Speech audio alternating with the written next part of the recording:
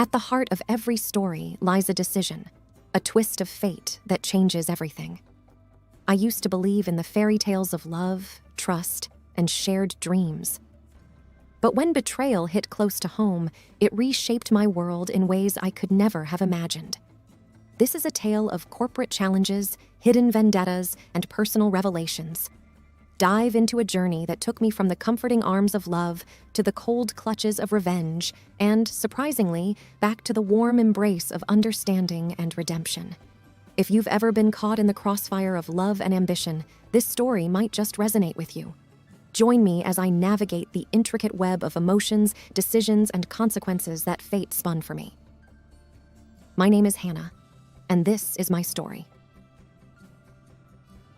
The morning the betrayal came to light started innocuously enough. It was a Wednesday, the middle of a work week, and my morning coffee had just finished brewing. But with the sound of my phone buzzing on the kitchen counter, my life was about to take a dark, unexpected turn. An anonymous email hit my inbox, and the contents shook my world to its core. "Hey there," it began. "You don't know me, but I thought you should know about your husband's little secret venture. Check the attachments." Curiosity piqued. My fingers trembled as I clicked open the attached documents. What unfolded before my eyes was evidence of my husband, Richard, secretly funneling company funds into his private account. Funds from the company I had dedicated the past decade of my life to. I felt like I was free-falling. A mix of anger, pain, and confusion bubbled up inside me. How could he do this? I whispered to myself. After everything we built together? It didn't take long for the scandal to explode. Word got out, and the board members were swift in their actions. By the end of the week, I was let go, the fall woman for a betrayal I had no part in. Richard disappeared, leaving me to deal with the fallout. Friends who I thought were genuine began to distance themselves. The life I had built was crumbling around me. Months later, after drowning in depression, I decided to rebuild. Not for Richard, not for my old life, but for myself. I started at a new company, Fresh Start Tech, and things began looking up. Every night, as I went to bed, I'd tell myself, tomorrow will be better, tomorrow will be brighter. And then, as if by some twisted joke, he resurfaced. Richard, after laying low for months, had the audacity to apply for a position at my new company. And here's the kicker. He didn't know I worked there. As I sat at my desk, reading his application that had landed in my inbox due to a system error, a wicked idea began to form. Karma is about to make a U-turn, I said to myself with a smirk. Pulling up the email, I began typing, "Dear Richard." And just like that, my plan was set into motion. What followed was a series of events that I can only describe as fate's sweetest revenge. I leaned back in my chair, formulating my thoughts. The office was quiet, save for the hum of the air conditioning. The dim lighting from my desk lamp illuminated Richard's resume, making me think of all the possibilities. "Dear Richard," I began. "Thank you for applying to Fresh Start Tech. We're intrigued by your application. We would like to schedule an interview. How does tomorrow sound?" I hesitated before hitting send. Is this really what I want? I asked myself, feeling a pang of guilt. But then, images of my past, losing my job, my reputation, and everything I had worked so hard for, flashed before me. I clicked send before I could second-guess myself any further. The reply came sooner than I expected. "Tomorrow sounds great," Richard responded. "I'm looking forward to it." His signature at the end, with that familiar pompous flair, reignited my determination. I pulled Jane, the HR head, into my office. "You remember Richard, right?" I began, explaining the whole fiasco and my plan to her. Jane, a fierce protector of her employees and a woman scorned once too often herself, was immediately on board. "Let's make him squirm," she said with a wicked grin. The day of the interview, I felt an odd mix of excitement and anxiety. My heart raced as I took my position behind the one-way mirror of the observation room, adjacent to the interview area. Jane was to lead the interview, but I would be watching his every move, every reaction. Richard walked in, looking as confident as ever. The arrogance in his stride was just as I remembered. Jane began the interview in the most ordinary way, asking about his experience, why he wanted to join Fresh Start, the usual stuff. But then, the questions started becoming more personal. "How would you handle betrayal from someone you trust?" she asked, eyeing him intently. Richard shifted uncomfortably, clearing his throat. I believe trust is the foundation of any relationship, be it professional or personal," he stuttered, clearly caught off guard. Jane continued. "Have you ever faced a situation where your integrity was questioned?" His face flushed, beads of sweat forming on his brow. I suppressed a smirk, taking a sip of my coffee. The show had just begun. He struggled through the rest of the questions, the atmosphere thick with tension. And then, just when he thought it was over, Jane delivered the final blow. "We've recently hired someone you might know," she said nonchalantly, sliding a photo across the table. A photo of me, taken during a recent office party. I could almost feel the blood drain from Richard's face. I didn't know she worked here," he murmured, his voice barely above a whisper. Jane leaned in, her face inches from his. "Oh, didn't you? Well, she's doing great, by the way, thriving even. Funny how life turns out, huh?" The interview ended shortly after. Richard practically sprinted out of the room, his dreams of a cushy job at Fresh Start Tech shattered. As the door closed behind him, Jane walked into the observation room, her face beaming. "That felt good," she said, high-fiving me. I smiled, taking a deep breath. "It's a start," I replied. "But I've got a feeling this is just the beginning." Word quickly spread around the office about Richard's disastrous interview. My colleagues were supportive, their whispers of encouragement mingling with disdain for Richard's audacity. For once, office gossip was on my side. A week later, a colleague named Marcus popped his head into my office. "Heard you're a coding genius," he started. I raised an eyebrow in surprise. I did know coding, but genius might have been stretching it. There's an anonymous blog going around about Fresh Start's successes and failures. Some posts have sensitive information that only someone internal would know. My heart sank. It couldn't be. Richard wouldn't be so brazen, would he? "Show me," I demanded. Marcus handed over his tablet, and the anonymous blog stared back at me. Sure enough, there were posts suggesting inside knowledge. One post even hinted at my past, with just enough vagueness to stoke curiosity without outright stating facts. I thought back to Richard's technical prowess. He wasn't just good, he was excellent. Tracing him would be a challenge. "I need to figure out who's behind this," I said to myself, my determination rekindling.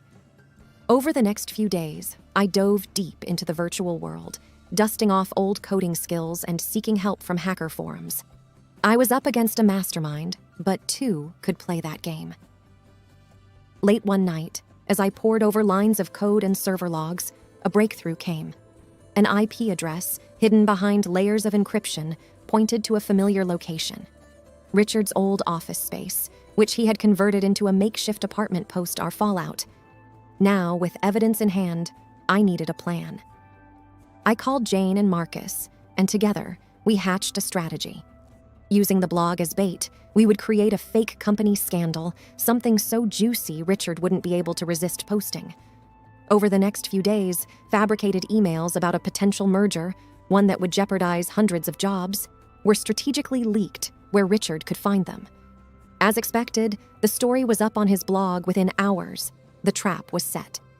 As the story exploded online, our fictional narrative played out perfectly.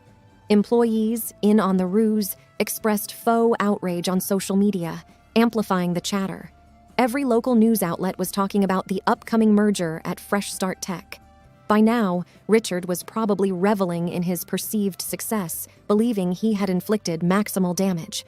But our team was only getting started. Jane used her media contacts to hint that the whistleblower might be a disgruntled ex-employee with a personal vendetta. The focus slowly shifted from the scandal to the mysterious blogger. Then, Marcus approached me with a wild idea. "What if we can tie him up financially too?" he mused. I was intrigued. Marcus explained that with Richard's technical expertise, he had to be using a VPN and other premium tools to keep his activities covered. tools that weren't free. With Marcus's knowledge in cyber forensics, we could trace back his digital payments. The task was daunting, but the duo of Marcus and myself was relentless.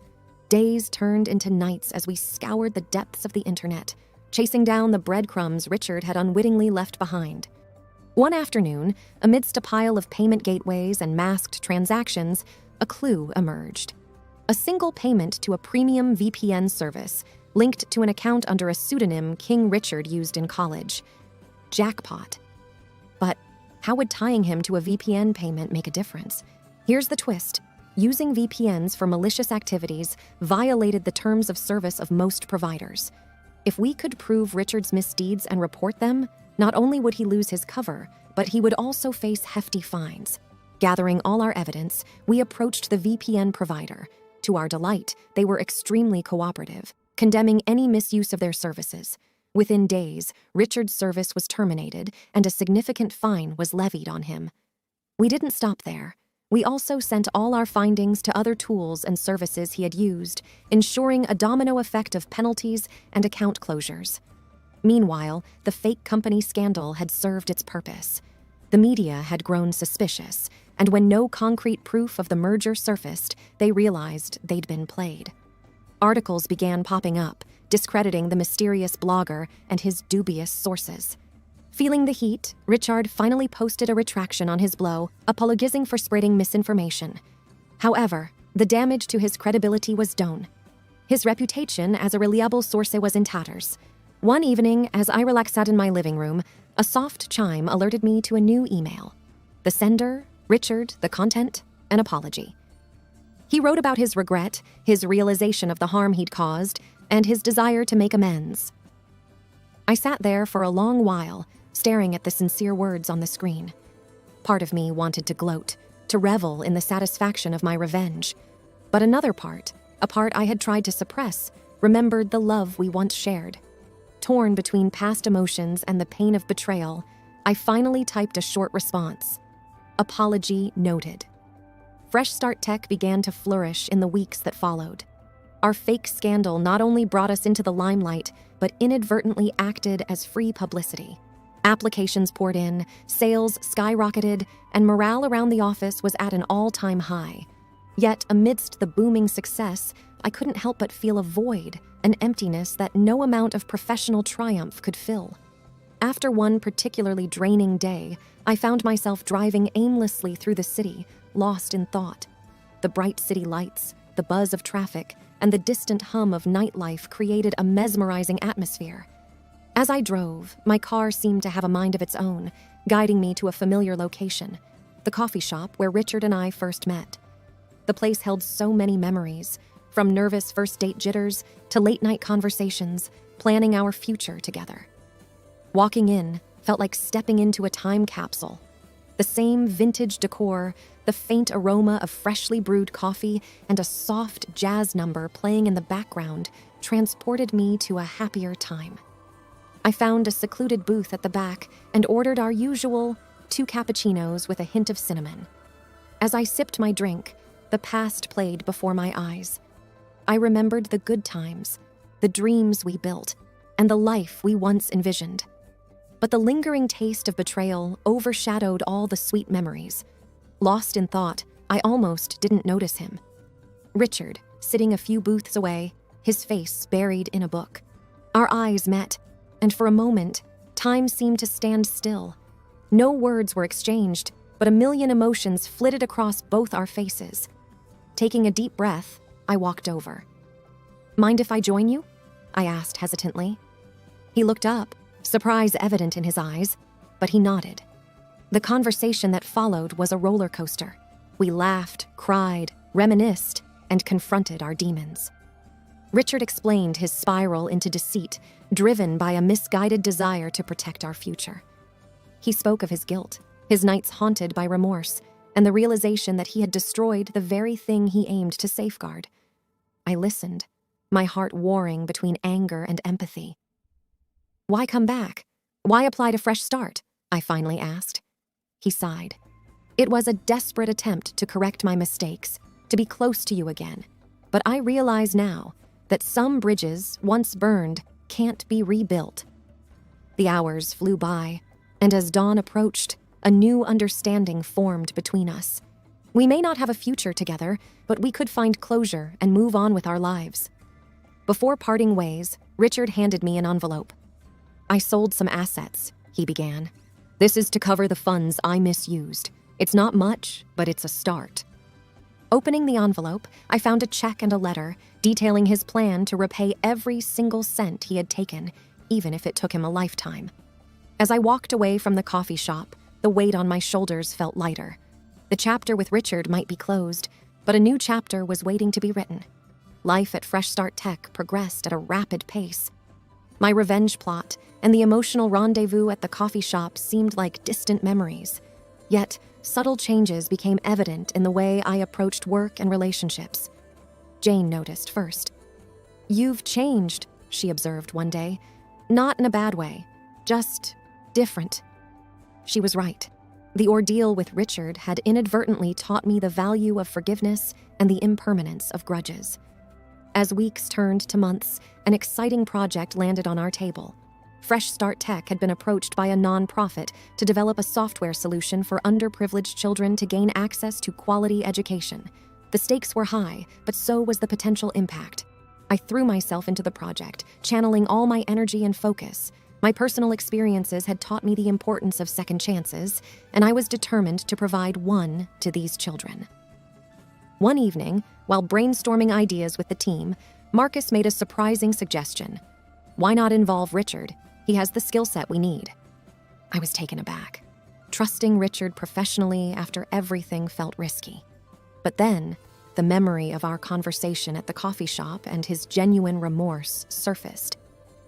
The next day, I found myself dialing Richard's number, an action I hadn't anticipated. His voice on the other end sounded surprised but hopeful. Explaining the project, I offered him a consulting role. He accepted without hesitation. "Thank you," he murmured, the gratitude evident in his tone. The project was a whirlwind. Days were filled with coding marathons, brainstorming sessions, and endless cups of coffee. Richard, true to form, was a genius. His expertise was invaluable, and it became clear that his involvement was crucial for the project's success. As the software took shape, something unexpected happened. The walls between Richard and me, constructed from pain and mistrust, began to crumble. We weren't returning to old romantic patterns, but a new, stronger bond of friendship and mutual respect emerged. The day our software launched was one of profound triumph. Thousands of children would benefit from it, and Fresh Start Tech received accolades for its philanthropic venture. At the launch party, Richard approached me, a bottle of our favorite champagne in hand. "To new beginnings," he toasted. I nodded, clinking my glass against his, and to second chances. The journey had been long and tumultuous, from love to betrayal, revenge to forgiveness, and estrangement to camaraderie. But as I stood there amidst the celebration, I realized something crucial. Life is never a straight path.